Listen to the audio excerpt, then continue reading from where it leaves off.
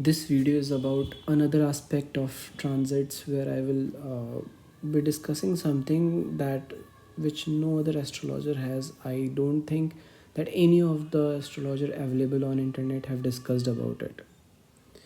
So planets जो होते हैं जैसे जैसे ये ट्रांजिट करते हैं इनकी जो फंक्शनैलिटी होती है ये what ever they do in a house keeps on changing.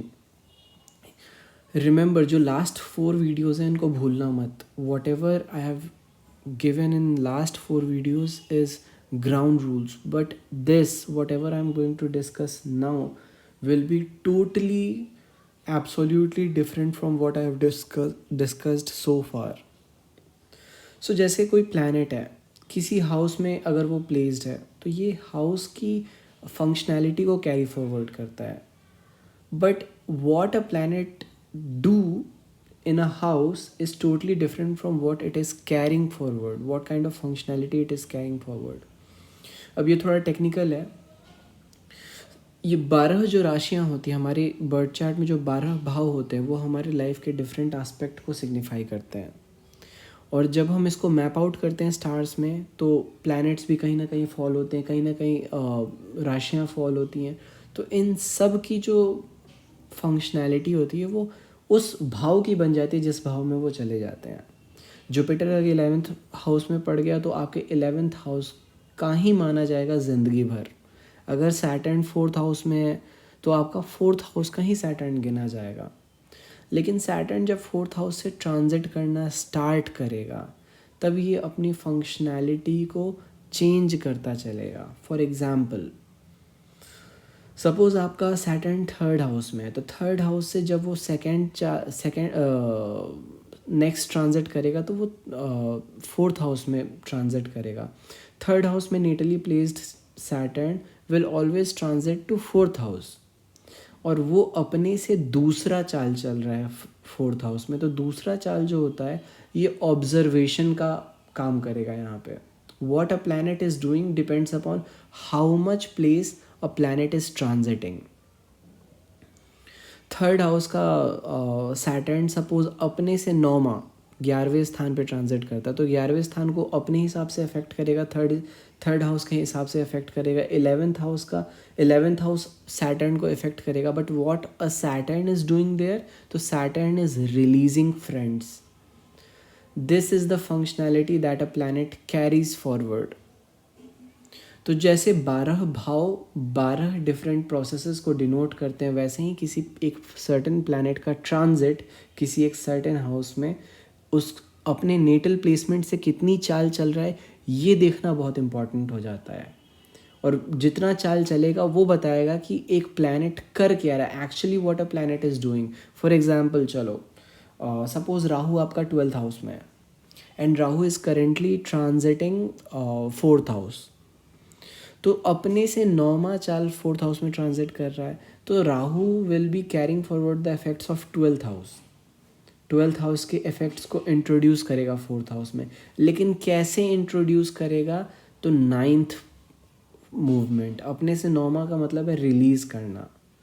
तो uh planet is releasing things out of that house.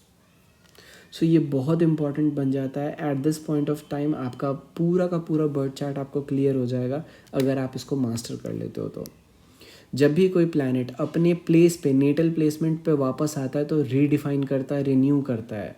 For example आपके बर्थ चार्ट में सैटर्न कभी भी अपनी जगह पे वापस आएगा तो उस जगह को रिन्यू कर देगा, अपने आप को रिन्यू कर देगा, नया काम मिलेगा आपको. सैटर्न जब भी या फिर कोई भी प्लैनेट अपने से सेकंड चाल जब चलता है तो दूसरा चाल ऑब्जर्व करने का होता है. तो uh planet does nothing but keeps observing. 3rd चाल चलेगा जब अपने से कोई प्लैनेट तो अरेंज करेगा किसी हाउस को. कोई भी प्लैनेट कहीं पे भी अपने से तीसरा जब चलेगा तो अरेंज करेगा किसी हाउस को, प्रायोरिटाइज करेगा. किसी भी हाउस में सिलेक्शन होगा. अपने से चौथा का मतलब होता है रियलाइजेशन, स्टैब्लिशमेंट, कंस्ट्रक्शन, लर्निंग. जब भी कोई प्लैनेट अपने से चौथा चाल चलता है तो यू विल लर्न. सपोज आपका राहु तीसरे में है और तीसरे का राहु अपने से चौथा 12वें स्थान पे चल रहा है तो यू विल, चौथा का मतलब है लर्निंग, तो you will learn about what options you have lost. Technical है, आपको पूरी पिक्चर क्लियर करने के लिए ये सारी छोटी छोटी चीज़ें आपको फॉलो करनी पड़ेंगी। जब भी कोई प्लैनेट अपने से 5वां चाल चलता है तो अपने से 5वां चाल किसी भी चीज़ का इनिशिएशन होता है, स्टार्ट करना, ऑफिस वर्क से रिलेटेड होता है। तो ये सारे के सारे वही सिंपल, आपको हाउसेस मास्टर कर लेना है और उन्हीं हाउसेस के इफ़ेक्ट्स को एज अ प्लैनेट मूव्स आपको देखना है कि अपने से कितना चाल चल रहा है, अपने से खुद से नेटल प्लेसमेंट से वो कितना चल रहा है, अपने से छठा चाल। इन जनरल आपको रेगुलर वर्क करवाता है। What a planet is doing, the planet is doing regular work. कोई भी प्लैनेट अपने से 7वां जब चाल चलेगा तो अब planet develops bonding in 7th place जहाँ पे भी वो चलेगा। अपने से 8th capacity, frustration, compromise, adjustment. अपने से 9th रिलीज करना, त्यागना, सैक्रिफाइस करना, किसी को डोनेशन देना। अपने से 10th रिकॉर्ड्स बनाना, किसी भी चीज़ को फाइनलाइज करना, कॉन्ट्रैक्ट फाइनलाइज करना या फिर किसी भी अग्रीमेंट में आना।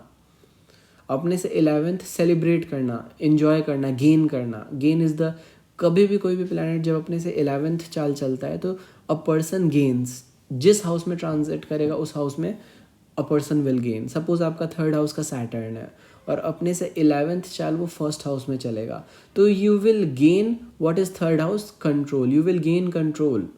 अब कैसा कंट्रोल है तो वो राशि से पता चलेगा आपको। अपने से 12वां जब भी कोई प्लैनेट ट्रांजिट करता है तो अपने से 12वां चाल किसी भी प्लैनेट का उस प्लेस को कन्वर्ट करके रख देता है, चेंज करके रख देता है कंप्लीटली। सो सपोज आपका 11th हाउस का सैटर्न है and it is transiting 12th from it self in 10th house, तो 12th का मतलब है एंड कर देगा, कन्वर्ट कर देगा 10th हाउस को। किस वजह कहाँ का, तो 11th हाउस का। Whatever you are earning, you are putting it all out in finishing your work. अपने काम को ख़त्म करने के लिए आप सारा पैसा लगा देते हो। तो ये कुछ चीज़ें हैं जो कि बहुत इम्पॉर्टेंट हैं, आपको फॉलो करनी। अगर आप ये फॉलो करते हो तो आपके प्रेडिक्शंस एक्यूरेट आएंगे, अदरवाइज़ आपके प्रेडिक्शंस एक्यूरेट नहीं आने वाले हैं। और इस बारे में आपको किसी बुक में नहीं मिलेगा, ना ही कहीं पे आपको किसी एस्ट्रोलॉजर से बात करते हुए पता चलेगा कि हाँ किसी ने ऐसी बात कही है। बट आपको इस बात पे फोकस करना है कि एक प्लैनेट किसी हाउस में क्या कर रहा है। राहु 2nd हाउस में आया तो हाँ अपनी क्वालिटीज़ को इंट्रोड्यूस करेगा, उस हाउस की क्वालिटी को ब्रिंग करेगा जहाँ से वो आया है, राशि की क्वालिटी इंट्रोड्यूस करेगा।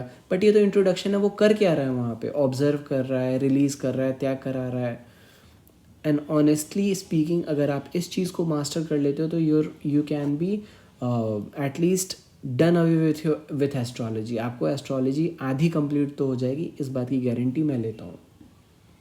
तो आपको फोकस इस बात पे करना है कि एक प्लैनेट अपने नेटल प्लेसमेंट से कितनी चाल चल रहा है। और हाँ, आपको रूलरशिप नहीं देखना है, आपको ये नहीं देखना है कि किस हाउस में किस हाउस का कौन सा रूलर है, किस नक्षत्र का कौन सा रूलर है। रूलरशिप को आपको भूल जाना है।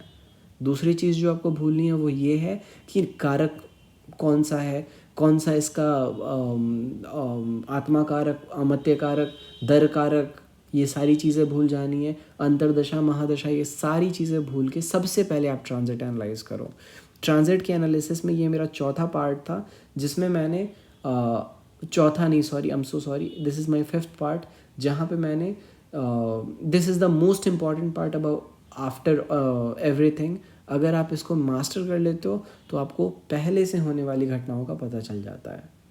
आप कुछ नहीं करना है आपको, आप बस ये देखो कि प्लैनेट अपने से कितना ट्रांजिट कर रहा है। अगर 4th ट्रांजिट कर रहा है तो the planet is learning, constructing. कोई भी, जब भी किसी को कैंसर होता है तो कोई ना कोई प्लैनेट अपने से चौथा चाल चल रहा होता है। This is a bonus tip for you. So this is my yet another technique of prediction with transit. For more, stay tuned and subscribe.